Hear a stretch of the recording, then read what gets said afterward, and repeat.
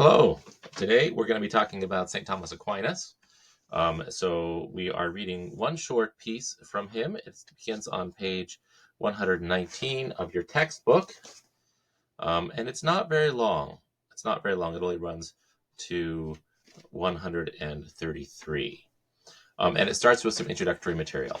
Now, to move from Epictetus, who lived in the first century AD, to St. Thomas Aquinas, who lived in the 13th century AD, it is to jump a lot of time. It's more than 1,000 years. And so we should talk about a little bit about what happened in the interim. So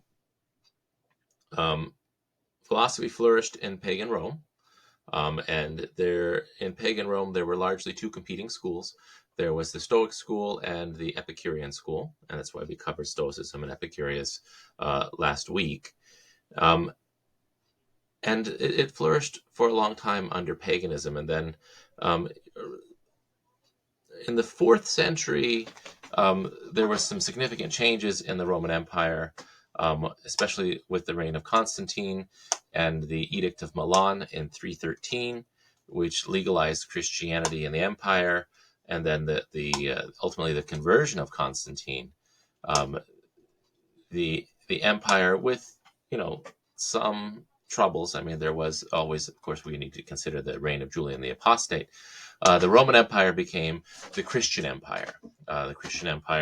And the locus of power in Rome, and it started a little bit before Constantine. Certainly, under Diocletian, there was a lot of reform with where the empire was going to be administered from. The locus of power moved from the city of Rome itself, and then moved to the east, where there was a greater population.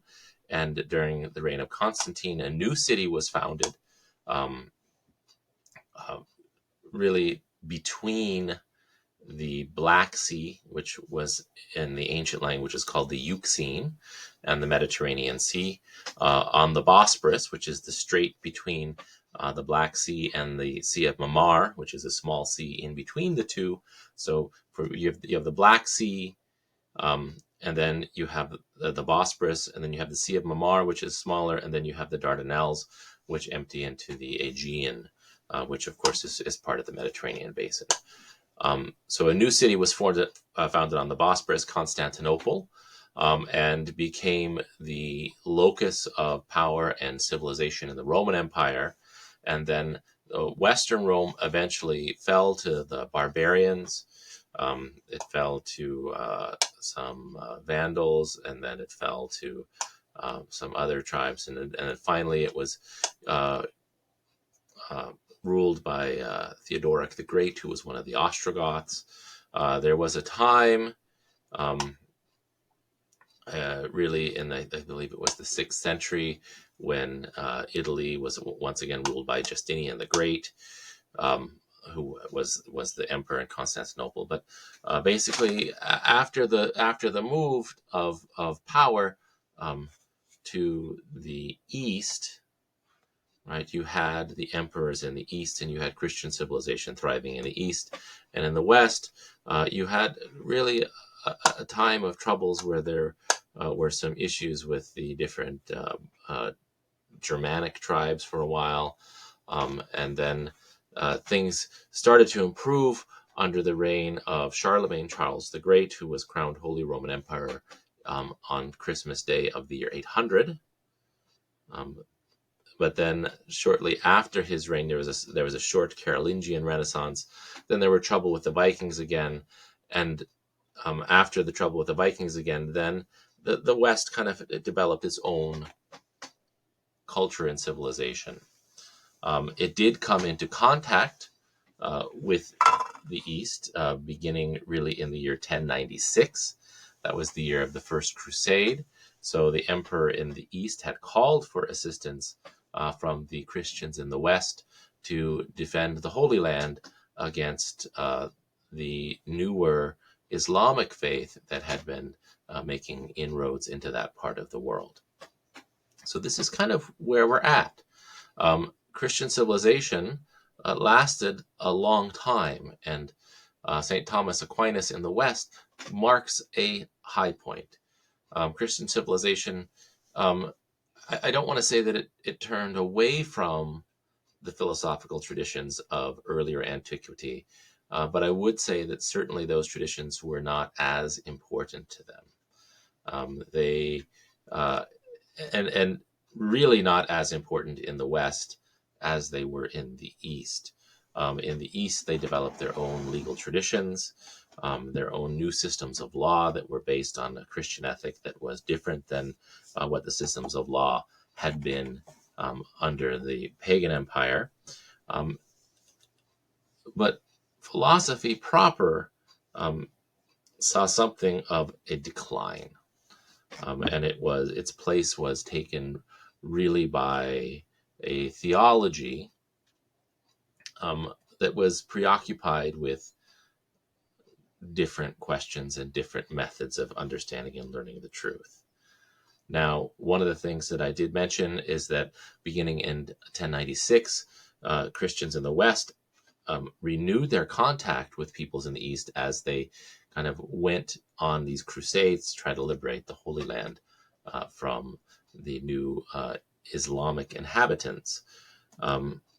And we hear a lot about how this ancient knowledge was brought into Western Europe from the Islamic powers. And that's partially true and partially not true.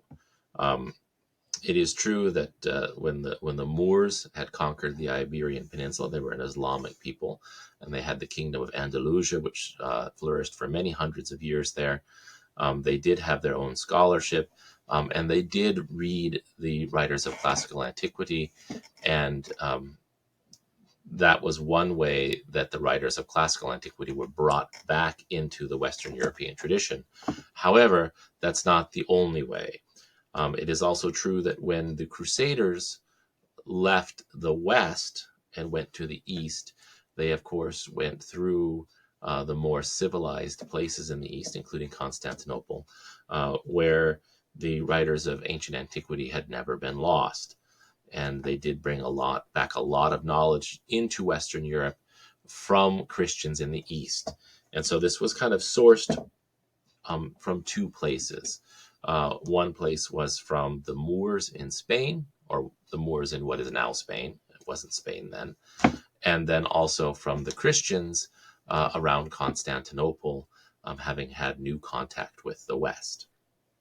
So these authors, these writers of classical antiquity, were brought back into the Western tradition after they had been lost for 1,000 years. Right? And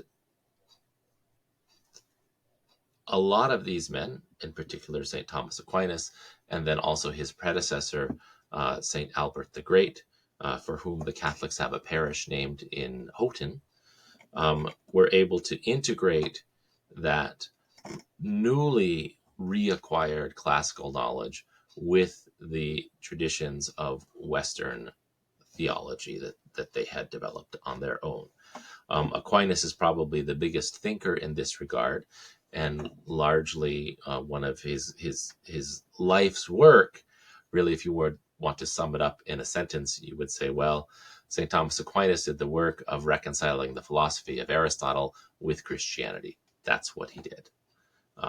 He used an intellectual method called scholasticism, and scholasticism it's a particularly Western Christian intellectual method. It is based upon the citation of authorities. So you have a question that you're trying to answer, and as you're trying to answer that question, you look for authorities who have commented on it, and then you will then defend the authoritative answer using reason. So it's an interesting method, and what that method looks like is going to be made clear in our excerpt. But first, let's say a little bit about St. Thomas Aquinas. Okay, he was born in 1225, right? So most of his life he lived during the 13th century, and he was born in the city of what is presently Lazio, Sicily. right? His parents were wealthy and well connected.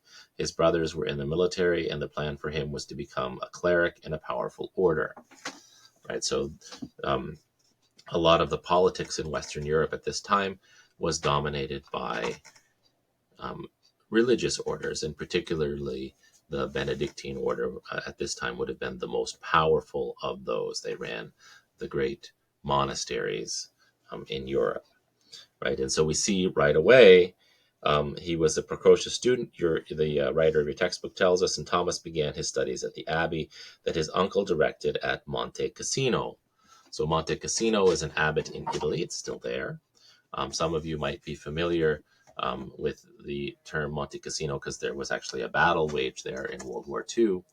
But Monte Cassino is the head abbey or the head monastic foundation of the Benedictine order, which had been founded by Saint Benedict, uh, really something on the order of 1,000 years prior to when Saint Thomas was there, right? So he began his studies there, and at 14 he became a student at the University of Naples, right? So Naples is still where it is. While he was there, he came under the influence of a Dominican priest and joined the order. Now, the Dominicans were started in the 12th century, so they were a new religious order at this time. And they were not a monastic order. So a new thing happened in Western Christianity in the 12th century, and that was the creation of the um, what are called the mendicant orders. So in Roman Catholicism, which was the Church of Western Christianity at this time, you had uh, religious life had taken the form of monasticism. So you had secular clergy and you had monastics in the West. And then in the 12th century, something new developed. And this was a new type of religious life called the mendicant life. And so there were the two great mendicant orders were founded then. The Franciscan order was founded by St. Francis of Assisi, and they had a focus on uh, living the poor life. And the Dominican order was founded by St. Dominic in Spain. And that order was called, and it is still called officially, the Order of Preachers. And what that was this mendicant order of preachers. So they were a group of religious who would travel from place to place to preach. And they were specifically founded to fight the Albigensian heresy. So there was a heresy that had cropped up in the West called Albigensianism, and we don't need to worry about what that is right now. But the Dominican order was started so that you could have highly educated clergy who would travel from place to place and be able to preach sermons against this new heresy. All right, so St. Thomas was impressed and joined this Dominican order. This did not fit well with what his family had wanted from them. So first of all, this order was new, right? So it did not have the same kind of prestige that the Dominicans had. And secondly, this order was a mendicant order or a traveling order. So it did not own kind of the large, wealthy estates that the Dominicans had owned. Now, your author here says that the Dominicans took vows of poverty, and this did not sit well with his upwardly mobile parents. Well, that also at this time was true of the Benedictines, but it was how the poverty that was lived out that was different. The Benedictines did not own anything personally, but they corporately owned some very wealthy monasteries and lived powerful and influential lives, even though they did not have personal wealth. They controlled wealth, even if they didn't own it. The Dominicans were something different. They did not own. Excuse me. They did not own or control any life. So His family was upset. They had a very powerful reaction. Um, we can read here that he was kidnapped by his parents, right? When the Dominicans tried to send him to Paris, which was where they had a university. That's where St. Albert the Great, um, that we had previously mentioned, he was at Paris at that time, or had been at the University of Paris recently anyway. Um, they tried to kidnap him. They tried to corrupt him, make him ineligible to join a religious community by hiring a prostitute to go to his room. Of course, that did not work. Um, he, as legend says, drove her away with a burning stick. So finally, then his family consented. He joined this new, not powerful mendicant order, and he did go um, after a short stay in Naples to study at the University of Paris, where he came under the formation then of Albertus Magnus. It says here, which is Saint Albert the Great, who has really a wonderful, wonderful mind. We're not reading anything of his, but that's really what you need to know. Um, he was, of course, later ordained a priest, and he became a great scholar. Um, and then in 1272, right? So he did not live a terribly long life from 1225 to 1272. So he was, he would have been in his 50s then. It says, and this is on page 120, 1272, Aquinas was able to return to his beloved Naples to establish a studium generale, which is a school. While in Naples, he worked on completing the third part of his Summa Theologica, which is a very comprehensive text. We're going to be reading from the Summa Theologica in our excerpt here.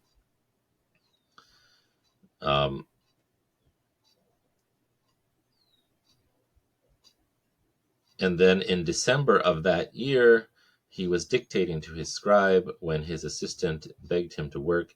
He reportedly replied, "I cannot, because all that I have written seems to me like straw." Seems to me like straw. 50 years after his death, Pope John the 22nd proclaimed him a saint. The Catholics to this day refer to him as the angelic doctor. He referred to himself as the dumb ox. So he was humble and brilliant. The last thing that your textbook editor mentions here on page 121 is that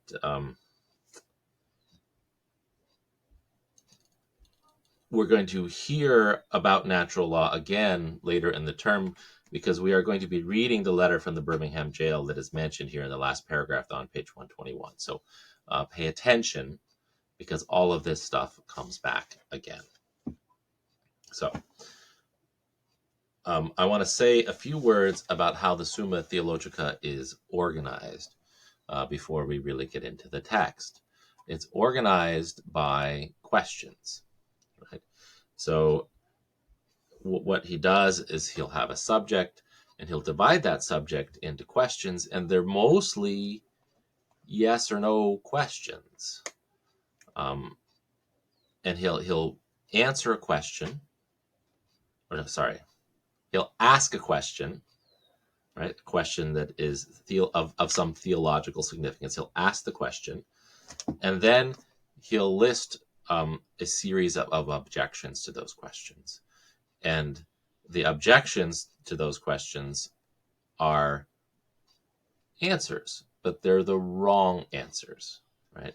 So what St. Thomas does is he asks a question, then he's going to give you 2 or 3 or sometimes more wrong answers. He'll have objection 1. It seems that such and such is the case. Objection 2. It seems that such and such and such is also the case. So he'll give you these objections, and these objections are the wrong answers. And it's really important, especially if you're writing and you want to ever use St. Thomas Aquinas as a resource, to understand this, because he always tries to give the people who disagree with him the best argument possible. And if you're not careful, you might mistake some of the reasoning in the objections for his own, and that's not the case. So he'll give some wrong answers, and then after he gives a series of wrong answers, he'll have this sentence, on the contrary, and then he'll cite an authority. Right? On the contrary, he'll cite an authority. It might be like St. Paul, in which case he'll say the apostle says, or it might be Aristotle, in which case he'll say the philosopher says, or he might just name the person. On the contrary, St. Augustine says, and then he'll give the right answer. Right? He'll give the right answer. And then after he gives the right answer, right? After he gives the right answer, he'll say, I answer that. And he'll give the answer that he thinks. And this is where the I answer that is where he puts his philosophical reasoning into his text. After the I answer that section, then he replies specifically to the objections that he had used in the beginning and tells why each of those positions are wrong. So that's the structure, and that's the structure throughout the whole Summa Theologica, of which we're reading a very, very small part. Okay, so we're going to read a small part of the Summa Theologica on the natural law. Okay, so let's take a look at what it says here.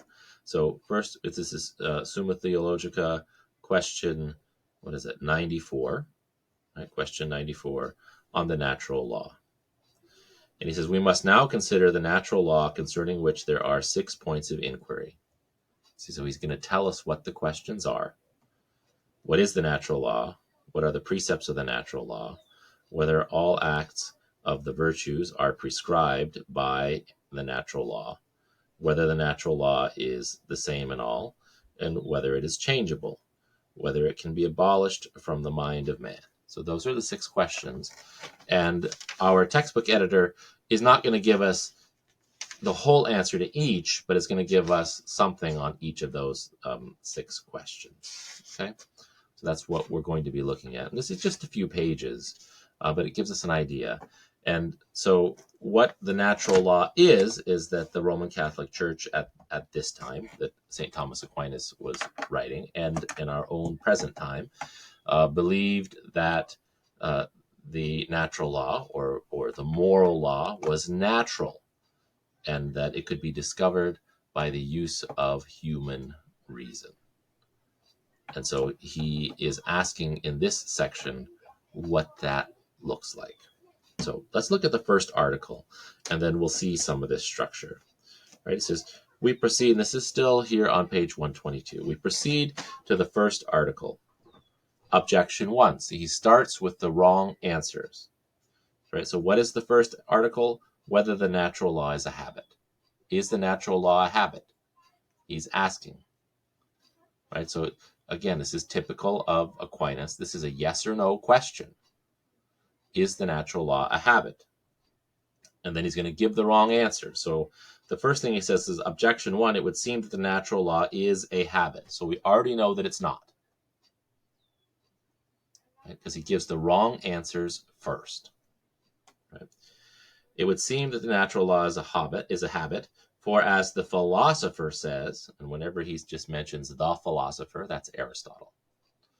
Right? If he talks about the philosopher, it's Aristotle. If he talks about the apostle, then that's St. Paul. If he talks about the commentator, that is this Islamic scholar called Averroes. Okay? The philosopher says there are 3 things in the soul: power, habit, and passion. But the natural law is not one of the soul's powers, nor is it one of the passions, as we may see by going through them one by one. Therefore, the natural law is a habit. Okay, so this is going to have problems. We can see how we might think it's a habit because uh, virtue is a habit, right? But the natural law is distinct from virtue. And he's got objection 2. Further, Basil says, so who is Basil? Well, this refers to Saint Basil the Great, who was a 4th century theologian he was the Archbishop of Caesarea and so that's with the city, Caesarea in Cappadocia, and that was the region. And Cappadocia is in it's part of what is now Turkey, but then wasn't Turkey, and there weren't any Turks there. They were mostly Greeks there. And Saint Basil the Great is one of the early church fathers. And so it says further, Basil says that the conscience or synderesis of the law is our mind, which can apply only to the natural law. But synderesis is a habit, as was shown in the first part. Therefore, natural law is a habit. This is another wrong answer. Objection 3. Further, the natural law abides in man always, as will be shown further on, but man's reason, which the law regards, does not always think about the natural law. Therefore, the natural law is not an act, but a habit. So these are 3 wrong answers. Then he's going to give the right answer. He says, on the contrary, Augustine says, and so this is St. Augustine, he's a 4th century he was a 4th century North African theologian. It says, and this is how scholasticism proceeds. He's citing the authority. St. Augustine says that a habit is that whereby something is done when necessary, but such is not the natural law, since it is in infants and in the damned who cannot act by it. Therefore, the natural law is not a habit. Right? And I think that the big thing here is that it's going to be in infants. So habits, we saw even in Aristotle that habits were something that were developed, but the natural law is something that is not developed. It's innate. Okay? And then he's going to give his answer and reasoning. I answer that a thing may be called a habit in 2 ways. First, properly and essentially, and thus the natural law is not a habit. For it has been stated above that the natural law is something appointed by reason, just as a proposition is a work of reason. Now that which a man does is not the same as that whereby he does it, for he makes a becoming speech by the habit of grammar, since then a habit is that by which we act. A law cannot be a habit properly and essentially. So he's making this distinction, right? And I think that we all know that the law, the natural law, is going to be the principle, and we try to conform our habits of acting to that law, but it's not the same, right? So secondly, the term habit may be applied to that which we hold by habit. Thus, faith may mean that that which we hold by faith. Accordingly, since precepts of the natural law are sometimes considered by reason actually, while sometimes they are in the reason only habitually, in this way we understand the natural law to be called a habit. So too in speculative matters, the indemonstrable principles are not the habit itself whereby we hold these principles.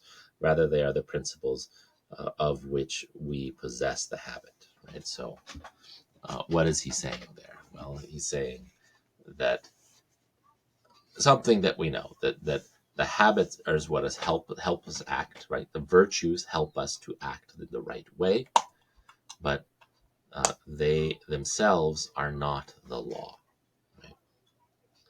So he answers, and then he's going to reply to the wrong answers, right? Reply to objection 1. The philosopher, so that's Aristotle, proposes there to discover the genus of virtue, and since it is evident that virtue is a principle of action, he mentions only those things which are principles of action, namely powers, habits, and passions. But there are other things in the soul besides these 3. For example, acts as to will is in the one that wills. Again, there are things known in the knower. Moreover, its own natural properties are in the soul, such as immortality and the like.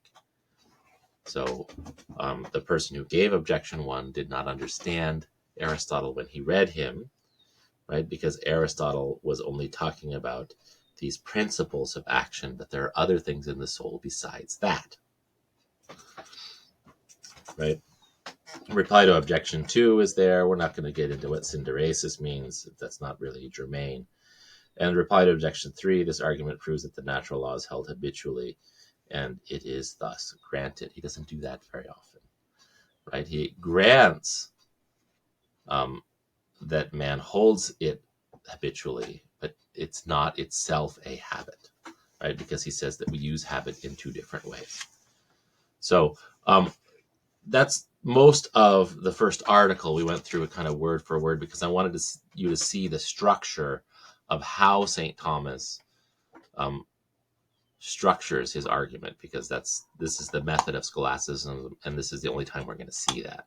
We're doing 2 Thomases this week, and they're very, very different from one another. And they're kind of at opposite ends of the age. The other Thomas that we're going to read is Thomas Hobbes, and he lived in the 16th century, and he lived at the time not of the coalescing of Western Christendom into something great, which is when St. Thomas Aquinas lived, but into the disintegration of Western Christendom, which was falling apart in many ways because of the Protestant Reformation. Right. So, the second article is whether the natural law contains several precepts or only one. And of course, we see right away that to say that it contains only one precept is the wrong answer, right? So what is the right answer? We want to look for the on the contrary. It says, on the contrary, the precepts of the natural law in man stand in relation to operable manners as first principles do to matters of demonstration. There are several first indemonstrable principles. Therefore, there are several precepts of the natural law. So first, what is a precept? A precept is a rule. There are several rules in the natural law. It's not just one, right? A lot of people are tempted to say that the natural law is just one precept. They say, well, it's all the golden rule. Everything is just boils down to that. And St. Thomas is going to disagree with that. Right?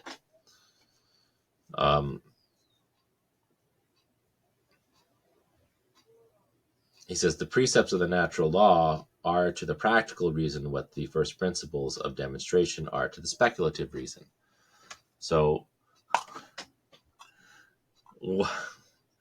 what are the first principles of demonstration to the speculative reason? Well, if you think back to your 10th grade geometry class, you'll get it. So in the 10th grade geometry class, you had things like postulates and axioms, and you had to construct proofs, right? This is kind of what the speculative reason is. It's like that. It's the reason that we try to construct proofs out of, and there are a number of first principles there, and the natural law are the first principles, not to the speculative reason, but to the practical reason. So, practical reason being, how do we act in the world?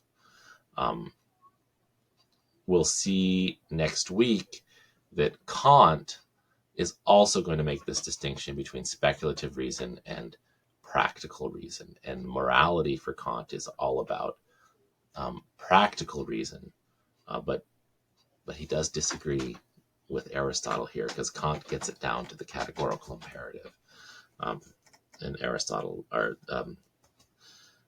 Aquinas is not.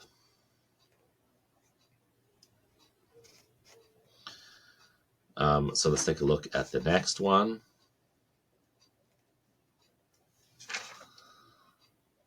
That's the third article, whether all the acts of the virtues are prescribed. And again, we have the wrong answer given first. It would seem that not all the acts of the virtues are prescribed by the natural law, right? For as we stated above, it is of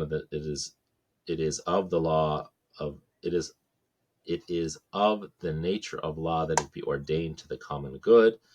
but some acts of the virtues are ordained to the private good of the individual, as is evident especially in regard to acts of temperance, right? And so temperance shows up again, but we will see that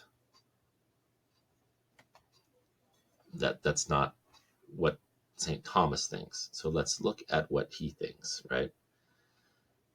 He says, on the contrary, so this is over on page 127, Damascene, and so the Damascene, this is St. John of Damascus that he's talking about, says that the virtues are natural, therefore virtuous acts are also subject to the natural law. Right? The virtues are natural. And this fits with what we know from Aristotle, right? The virtues are natural. Remember, we talked about that when we were looking at the Nicomachean Ethics, that you could not get a creature to act against its own nature. And so this is when Aristotle talked about no matter how many times you throw up the rock, it's going to come down. It can't be habituated to act against its own nature, right?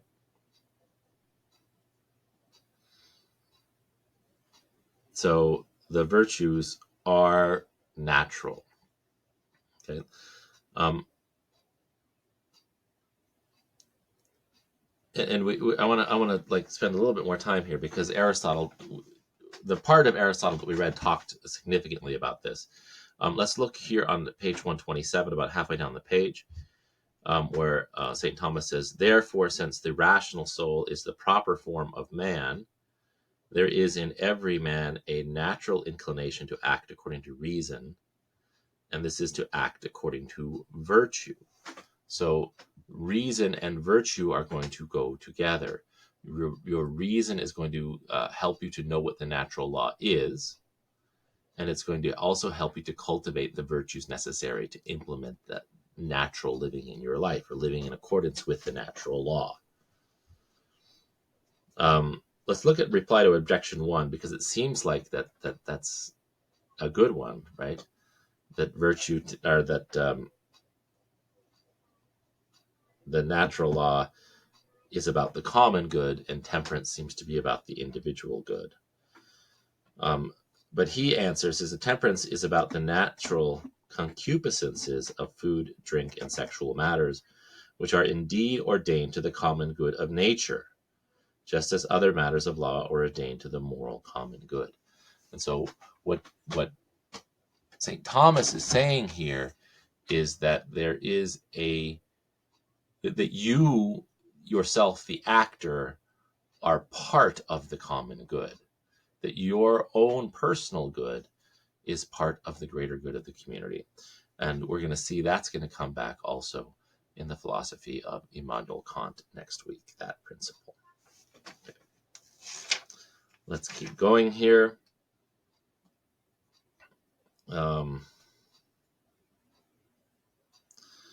Whether the natural law is the same in all men, right? And it is. The natural law is the same in all men. So let's skip down to where he answers. He says, on the contrary, Isidore says, and this is Saint Isidore of Seville. He is, I believe, a 4th or 5th century father from Seville. So this was Seville before it was Islamic. So it says the natural law is common to all nations. Right? And then at the bottom of the page, he says the practical reason, on the other hand, is concerned with contingent matters, which is the domain of human actions, and consequently, although there is necessity in the common principles, the more we descend toward the particular, the more frequently we encounter defects.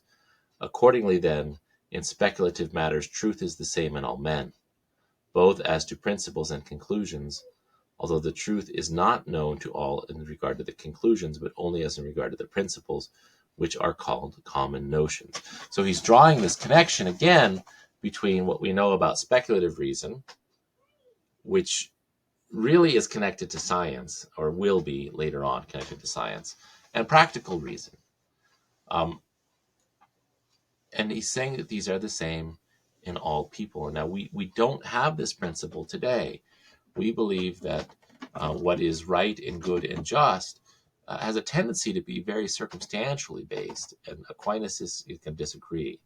He's going to say, just like scientific principles are the same in the United States as they are in China, so too are moral principles. So too is the natural law. Okay. Let's take a look at the fourth article, right, which is whether the natural law can be changed. And again, just by looking at objection 1, we know the right answer because it's the wrong answer that's given. But it's always a powerful answer. He says it would seem the natural law can be changed, for on Ecclesiasticus 57:9, he gave them instructions in the law of life.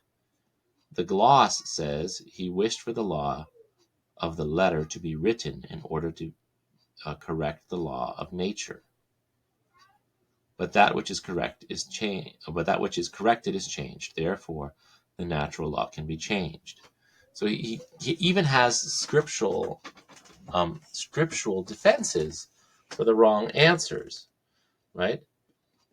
But then he says, on the contrary, it is said in the Decretals that the natural law dates from the creation of the rational creature, does not vary according to time, but remains unchangeable. So the Decretals were these papal teachings from the early church. That's what those are, right? And then he answers, objection 1, the written law is said to be given for the correction of the natural law, either because it supplies what was wanting to the natural law, or because the natural law was so perverted in the hearts of some men as to certain matters that they esteemed those things good which are naturally evil, which perversion stood in need of correction. So he says that doesn't mean that the natural law changed. It means that we were dealing with some bad people who misunderstood what the natural law was, right? Even though it's innate to them, they were still misunderstanding it. Okay, and lastly, let's look at the sixth article, whether the natural law can be abolished from the heart of man, right? And right away we know the wrong answer. He says, but it would seem that natural can be abolished from the heart of man, for on Romans 2:14, so this is one of the letters of St. Paul that's in the Bible, he says, when the Gentiles who have not the law, etc., the gloss says that the law of justice, which sin had blotted out, is given in the heart of man when he is restored by grace. Right? So, what if they're not restored by grace? Right? Are they able to lose it? Are they able to lose it? Because that's kind of what he had just talked about when he was correcting the other objection, that these people had lost what was natural to them. But then he's going to say that it can't be abolished. So let's look at how he does that. It says, on the contrary, Augustine says, thy law is written in the hearts of men, which iniquity itself effaces not. But the law which is written in the men's hearts is the natural law. Therefore, the natural law cannot be blotted out. How does this work? As to the common principles, the natural law in its universal meaning cannot in any way be blotted out from men's hearts, but is blotted out in the case of a particular action, insofar as reason is hindered from applying the common principle to the particular action, because of concupiscence or some other passion, as stated above. Right? So it's always because of concupiscence. And what is concupiscence? Concupiscence is the human inclination to sin. Right? It's not that the law can be blotted out from our hearts. It's just that through our own concupiscence or inclination to sin, and then also evil actions, right, we can make it more difficult to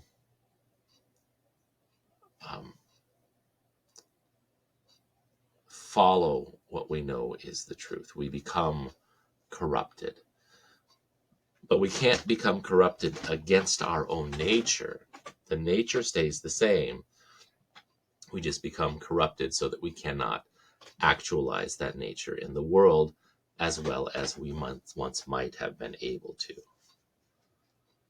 Right? So reply to objection 1, right? So remember, objection 1 is that the natural law could be abolished, right?